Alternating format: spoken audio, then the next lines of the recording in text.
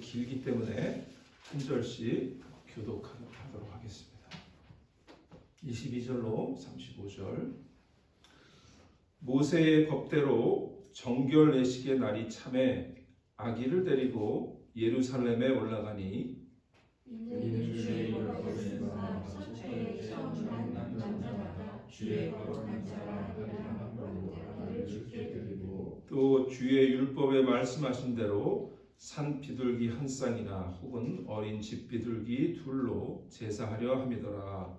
예루살렘에 시므온이라는 사람이 있으니 이 사람은 의리고 경건하여 이스라엘의 의를 기다리는 자라. 성령이 그 위에 계시더라. 그가 주의 그리스도를 보기 전에는 죽지 아니하리라 하는 성령의 지시를 받았더니 성령의 감동으로 성전에 들어가매 다친 부모가 율법의 관례대로 행동하지 않아 그 아기 예수를 데리고 오는지라. 시몬이 아기를 안고 하나님을 찬송하여 이르되 주제여 지금 말씀하신 대로 종을 평안히 놓아주시는도다. 내 눈이 주의 구원을 보았사오니 이는 만민을 앞에 예비하신 것이요 이방을 비추는 빛이요 주의 백성 이스라엘의 영광이니이다 하니 그의 부모가 그에 대한 말을 놀랍게 여기더라. 시몬이 그들에게 축복하고 그의 어머니 마리아에게 말하여 이르되 보라 이는 이스라엘 중 많은 사람을 패하거나 흥하게 하며 비방을 받는 표적이 되기 위하여 세움을 받았고 다같이 또 칼이 마음을 찌르듯 하리니 이는 여러 사람의 마음의 생각을 드러내려 함이리라 하더라. 아멘. 오늘 말씀은 이 말씀을 가지고 성령의 사람 시므온이라는 말씀을 나누겠습니다. 성령의 사람 시므온. 오늘은 대림절 넷째 주간 토요일 새벽 기도회인데요. 우리가 예수의 탄생을 기다리며 했던 사람들 시리즈로 쭉 말씀을 나누었습니다. 우리가 마리아를 봤고요. 그다음에 스가랴와 엘리사벳을 봤고 그리고 지난주에는 들판에 양을 치던 목자들이 예수님의 탄생 소식을 들으며 주님께 달려갔던 것을 봤습니다. 오늘은 예수님의 정결례식에 그 예수님을 안고 축복의 노래를 불렀던 시므온을 살펴봅니다. 여기 오늘 시므온을 보면 이 시므온을 디스크라이브하는, 묘사하는 이름이 많아요. 이 사람은 어떠한 사람이다. 그런 기록이 있죠. 먼저는 이스라엘의 위로를 기다리는 자다. 그렇게 기록하고 있어요. 이 말은 그 당시에 이스라엘은 로마 제국의 압제하에서 힘든 삶을 살면서 다가올 메시아를 기다렸다라고 하는 거예요. 메시아, 그리스도, 기름 부음 받은 자. 그 메시아의 오심을 간절히 기다리며 그분이 오셔서 우리의 이 압제를 끝내고 다윗과 같은 그러한 그 영광을 다시 한번 회복하고 이스라엘을 회복시키는 것을 기다리는 자였다라는 거예요. 그래서 그 당시에 많은 사람들이 이 메시아를 기다리고 있었을 거예요. 이 시므온만이 아니에요. 이스라엘의 위로를 정말 힘든 이 팍팍한 삶에서 하나님께서 메시아를 통해서 우리를 위로해 주시옵소서 그렇게 기도하며 메시아를 기다렸던 사람이 한두 명이 아니었을 거예요. 모든 이스라엘 백성들이 그렇게 기다리고 있었을 텐데 그런데 그 중에서도 성경에 이렇게 시므온이라고 하는 인물을 콕 집어서 그가 이스라엘의 위로를 기다리던 자라고 기록을 하고 있다고 하는 것은 분명한 이유가 있었을 거라고 생각합니다. 오늘 본문에 보면 모세의 법대로 22절에 모세의 법대로 정결 예식의 날이 참에 아기를 데리고 예루살렘에 올라왔다 그랬죠. 모세의 법이 그 모세의 법은 우리가 아는 대로 어린아이가 유대인들을 낳으면 8일 만에 할례를 받는 거죠. 그걸 이제 정결 예식이라고 얘기를 했는데 그래서 23절에 이는 주의 율법에 쓴 바 첫 해에 처음 난 남자마다 주의 거룩한 자라 하리라 한 대로 아기를 죽게 드리고 그렇게 나옵니다. 자, 이 말씀에 대한 율법은 우리 한 장만 찾아보겠습니다. 출애굽기 13장입니다. 출애굽기 13장 12절 15절까지인데요. 11절부터 봐야 되겠네요. 11절부터 출애굽기 13장 11절부터 제가 보겠습니다. 여호와께서 너와 내 조상에게 맹세하신 대로 너를 가나안 사람의 땅에 인도하시고 그 땅을 내게 주시거든 너는 태에서 처음 난 모든 것과 내게 있는 가축의 태에서 처음 난 것을 다 구별하여 여호와께 돌리라. 수컷은 여호와의 것이니라. 나귀의 첫 새끼는 다 어린 양으로 대속할 것이요 그렇지 아니하려면 그 목을 꺾을 것이며 내 아들 중에 처음 난 모든 자는 대속할지니라. 후일에 내 아들이 내게 묻기를 이것이 어찌 됨이냐 하거든 너는 그에게 이르기를 여호와께서 그 손의 권능으로 우리를 애굽에서 곧 종이 되었던 집에서 인도하여 내실세 그때에 바로가 완악하여 우리를 보내지 아니하매 여호와께서 애굽 나라 가운데 처음 난 모든 것은 사람의 장자로부터 가축의 처음 난 것까지 다 죽이셨으므로 태에서 처음 난 모든 수컷들은 내가 여호와께 제사를 드려서 내 아들 중에 모든 처음 난 자를 다 대속하리니. 그런 말씀을 기록하고 있습니다. 이 말씀이 바로 이 모세의 율법대로 처음 난 자를 하나님께 다 드리는 그런 예식인 거예요. 그러니까 예수님도 유대인이었기 때문에 예외가 없이 8일 만에 할례를 받으러 예루살렘. 그러니까 지금 예수님은 마리아와 요셉이 베들레헴에 있었잖아요. 베들레헴에서 예루살렘까지 올라가는 겁니다. 예루살렘은 베들레헴보다 지역이 높아요. 예루살렘은 높이 그래서 성전에 올라가는 찬양 그렇게 시편에 나오죠. 왜 그러냐면 지역이 높아서 그래요. 예. 그러니까 예루살렘으로 지금 올라가는 겁니다. 그 성전에 가서 하나님께 이 아기 예수를 하나님의 것으로 돌려드리는 그런 의식을 치르기 위해 나왔는데 오늘 보니까 24절에 율법에 말씀하신 대로 산비둘기 한 쌍이나 혹은 어린 집비둘기 둘로 제사하려 했다. 이 말은 이 마리아와 요셉이 굉장히 살림이 넉넉치 않았다는 얘기예요. 가난했다는 거예요. 일반 사람들은 양이나 또는 소나 뭐 이런 것으로 드렸을 텐데 집비둘기, 산비둘기나 어린 집비둘기로 뒷비둘기로 드렸다라고 하는 건 굉장히 넉넉하지 않은 삶을 살았다라는 거예요. 예수님이 정말 가난한 집안에 태어났던 거예요. 그러니까 우리가 예수님을 생각할 때 정말 낮은 그곳에 태어나셨다는 것을 생각하게 됩니다. 어쨌든 이렇게 예수님께서 아기 예수님을 이 마리아와 요셉이 하나님께 드리기 위해 왔는데 그런데 재밌는 건 그때에 마리아와 요셉만 아기를 할례를 하러 왔을까요? 그렇지 않았을 거예요. 아마 그 성전에는 8일 만에 아들을 첫 아이를 하나님께 드리기 위해서 온 사람들이 많이 있었을 거라고 생각합니다. 그런데 그 많은 아기들 가운데 이 시므온이 이 아기 예수를 보고 바로 이분이 메시아다라고 알아봤다는 거죠. 우리는 이 본문을 읽으면 그냥 다 알기 때문에 이렇게 만난 것처럼 생각하잖아요. 그렇지 않아요. 성전은 사람들이 너무너무 많았고 그리고 그 가운데 아기를 바치기 위해서 온 사람들도 많았을 텐데 시몬이 그 아기를 알아봤다는 거죠. 어떻게 알아봤어요? 오늘 본문에 보면 성령이라고 하는 말이 이 시몬을 묘사하는 말 가운데 성령이라고 하는 말이 3번이나 기록되고 있습니다. 그래서 저는 오늘 이 시몬을 성령의 사람 시몬 이렇게 말씀을 나누는 거예요. 그러니까 이 사람이 성령의 사람이었기 때문에 예수님을 한눈에 알아볼 수 있었고 그리고 그 예수님께 축복의 노래를 부를 수 있었다라는 거예요. 시몬을 묘사하는 말이 아까도 이스라엘의 의롭을 기다리는 자다라고 했지만 그 앞에 먼저 뭐라 그래요?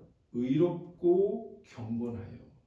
25절에 시몬이라는 사람이 있는데 이 사람은 의롭고 경건했다. 그런 말 하죠. 그 다음에 25절에 성령이 그 위에 계시더라. 그 다음에 26절에 그가 주의 그리스도를 보기 전에는 죽지 아니라는 성령의 지시를 받았다. 그 다음에 27절에 보면 성령의 감동으로 성전에 들어갔다. 이렇게 기록합니다. 그러니까 이 시므온을 묘사하는 말이 많이 있었는데 그 중에 계속해서 반복해서 그를 묘사하는 것은 성령의 사람이었다라는 겁니다. 이렇게 시므온을 우리가 볼 때 그는 정말 성령의 사람이었음을 우리가 기억할 수 있는데, 왜냐하면 성령이 그에 계셨고 성령의 지시를 따랐고 성령에 감동됐다. 저는 그래서 이 세 가지가 무슨 말일까라는 것을 생각을 해봤습니다. 그런데 이렇게 놀라운 성령의 사람에 대한 기록이 이 누가복음에 딱 짧게 기록이 돼 있어요. 그래서 참 아쉬웠어요. 저는 왜 이 시므온처럼 성령의 사람이 이 누가복음 한 절에만 이렇게 짧게 기록이 돼 있을까 굉장히 궁금했고 더 알고 싶고 하는 그런 마음이 많이 들었습니다. 그러나 이 본문에만 우리가 기록된 것으로도 충분하다라는 생각을 했습니다. 짧지만 충분하다. 우리가 이렇게 말하잖아요. 짧고 굵게 살고 싶다. 뭐 이런 얘기 하시잖아요. 이 사람은 사실은 길게 오래까지 사는 사람이지만, 그러나 성경에는 기록이 굉장히 짧게 기록되어 있잖아요. 그런데 그 짧지만 충분한, 이 사람에 대해서 충분한 기록이 바로 이 오늘 본문이에요. 첫 번째로 성령이 그 위에 계셨다 그랬죠. 이 말이 뭘까요? 성령이 내 위에 계셨다. 저는 이 말을 이렇게 해석을 했습니다. 이 말은 이 시므온의 삶이 주님과 동행하는 삶이었다라는 말로 생각을 했습니다. 성령이 늘 내 위에 계셨다. 성령과 동행하는 삶이었다. 주님과 동행하는 삶이었다. 이 시므온은 이미 나이가 많아서 죽음을 앞둔 늙은이였거든요. 근데 그리스도를 보기 전까지는 내가 죽지 아니하리라고 하는 그런 성령의 지시를 받았댔잖아요. 그러니까 이제 얼마 죽을 날을 앞두고 있는 사람이에요. 그러면 뭐 요즘 나이로 보면 뭐 90도 넘고 이렇게 굉장히 나이가 많은 사람이에요. 그런데 그 오랜 시절 사는 동안 이 사람을 묘사하는 건 뭐냐면 성령이 그 위에 계셨다. 주님과 동행했다. 우리가 이 땅을 사는 동안, 그리스도인으로 사는 동안 늘 정말 우리가 죽음을 앞둘 때까지 주님과 함께 동행하는 삶을 사는 것이 저는 우리 그리스도인의 모든 가장 큰 소망이어야 된다라는 생각을 합니다. 저도 가장 바라는 것이 있다면 언제나 주님과 동행하는 삶이죠. 성령님과 함께 걷는 삶입니다. 그러나 그렇지 못할 때도 많고, 그래서 안타까운데, 그러나 이 시므온을 보면서 다시 한번 우리에게 도전을 받습니다. 우리 모두가 이 시므온처럼 성령이 여러분 가운데, 성령이 늘 여러분 위에 계셔서 성령과 주님과 동행하는 삶이 있으시기를 축복을 합니다. 두 번째는 26절에 성령의 지시를 받았다. 그렇죠? 내가 그리스도를 보기 전까지는 죽기 전까지 그리스도를 보기 전까지는 죽지 아니하리라고 하는 성령의 지시를 받았다. 그럼 이 성령의 지시를 받았다라는 말을 뭘로 우리가 읽을 수 있을까? 저는 이 말은 시몬의 삶은 주님께 순종하는 삶이었다라고 봅니다. 지시를 받는 삶이에요. 늘 성령께서 나에게 뭘 말씀하시나, 하나님께서 나에게 무슨 지시를 하시나 그 말씀을 순종하는 삶이었다. 하나님과 동행하는 자는요, 주님과 동행하는 자는 매 순간 주님의 말씀을 들을 수밖에 없죠. 그리고 그 말씀을 들을 때마다 그는 순종했던 거죠. 우리는 누구의 지시와 누구의 가르침을 받으면서 살고 있을까? 이 세상에 많은 그런 선생들도 있고 우리를 가르치려는 사람도 있고 그렇습니다. 우리는 그 선생이 진짜 사람일 수도 있지만 사실은 이 세상의 가치관이나 이 세상의 어떤 주의, 이즘 이런 것들이 우리의 선생일 때도 있어요. 근데 우리는 암암리에 그런 가르침을 우리는 사실 지시를 받으면서 살아요. 누군가가 이거 해라 라고 하지는 않지만 우리가 TV를 보든 어떤 소셜 미디어를 보든 또는 무슨 영화를 보든 무언가 내가 취미생활을 하든 그런 것들을 통해서 우리는 암암리에 그거에 영향을 받으면서 지시를 받는 삶을 살 때가 있는 거예요. 그리고 우리가 물론 그거에 막 끌려가지 않는 삶을 살 수도 있지만 그러나 암암리에 우리는 그 지시를 받으면서 사는 것은 아닌가 생각합니다. 그러나 우리 그리스도인은 성령의 지시를 받으며 살아야 하는 존재인 것을 기억해야 될 줄 압니다. 이 시므온처럼 성령의 지시를 받고 성령께 순종하는 삶이 되시는 이런 대림절 기간에 다시 한번 그 주님 이 시므온 예수님을 맞이했던 시므온처럼 오직 성령께 지시를 받고 성령께 순종하는 삶이 다시 한번 있게 하여 주옵소서 기도하는 저 여러분 되시기를 바랍니다. 마지막으로 27절에 보면 성령의 감동을 받았다고 했죠. 이 말은 뭘까요? 저는 이 말을 이렇게 읽었습니다. 이 시몬의 삶은 주님의 말씀에 늘 민감한 삶이었다. 감동을 받는 거예요. 시몬이 이렇게 주님의 말씀에 늘 순종할 수 있었던 것은 늘 성령의 말씀에 하나님의 말씀에 성령이 내 가운데 역사하실 때 그 음성에 민감한 삶을 살았기 때문에 그 감동을 받을 수 있었던 거예요. 성령이 우리 가운데 역사하시면 작게라도 역사하시면 그 역사에 대해서 그걸 무시하지 않고 이그노하지 않고 거기에 반응하는 거예요. 그게 성령의 감동하는 거죠. 우리 마음속에 어떨 때는 양심을 통해서 말씀하실 수 있고 어떨 때는 누군가 사람을 통해서 말씀하실 수도 있고 어떨 때는 말씀을 들을 때 역사하실 수도 있고 어떨 때 내가 큐티를 할 때 성령이 우리 마음 가운데 감동을 주시거든요. 그럴 때 이거는 아마 성령의 음성이 아닐 거야. 그렇게 무시하는 것이 아니라 다시 한번 생각하고 다시 한번 주님께 기도하고 그리고 그 말씀에 민감하게 반응하는 거예요. 그게 성령의 감동을 받았죠. 성령의 감동되었다는 말은 구약에서 히브리어로는 나가라고 하는 말인데요. 그 말이 뭐냐면 만진다는 말이에요. 만지다. 그러니까 우리 안에 성령께서 나를 이렇게 만지실 때 그 만지심에 민감하게 반응하는 거예요.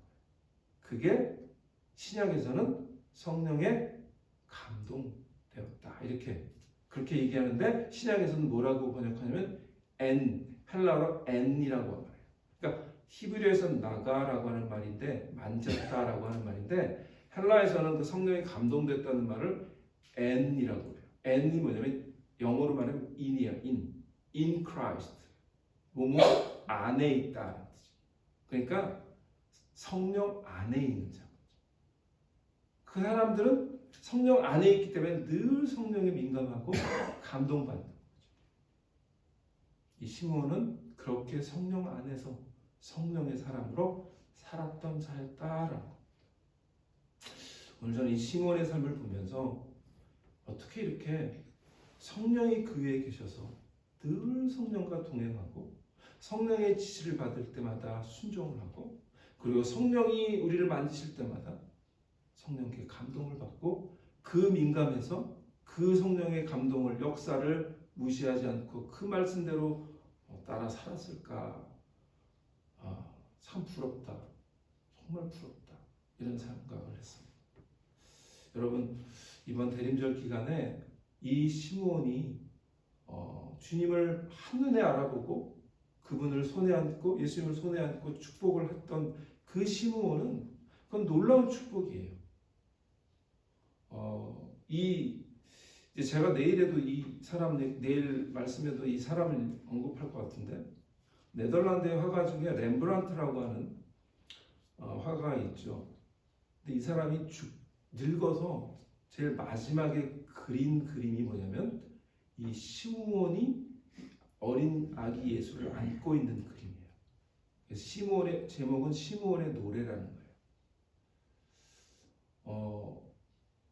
이게 굉장히 유명한 어떻게 보면 시기도 하고 노래이기도 한데요. 다 늙어서 죽기 전에 예수님을 만나고 죽은 거예요. 우리가 이 세상에 살면서 어떤 사람은 예수님 만나지 못하고 죽기도 하잖아요. 그런데 이 사람은 예수님 아기 예수를 만날 뿐만 아니라 자기 손에 그 어린 아기 예수를 안는 복을 누리잖아요. 여러분, 엄마 마리아는 자기 자녀였기 때문에 안을 수 있었지만 이 시므온은 예수님과 관계가 없었던 사람이잖아요. 그런데 그의 인생에 예수님이 그의 손에 안겨서 축복을 받고 하나님께 영광을 돌리는 그런 복을 누렸던 사람, 그 사람이 시므온이에요. 시므온은 여러 가지로 참 부러운 사람이에요.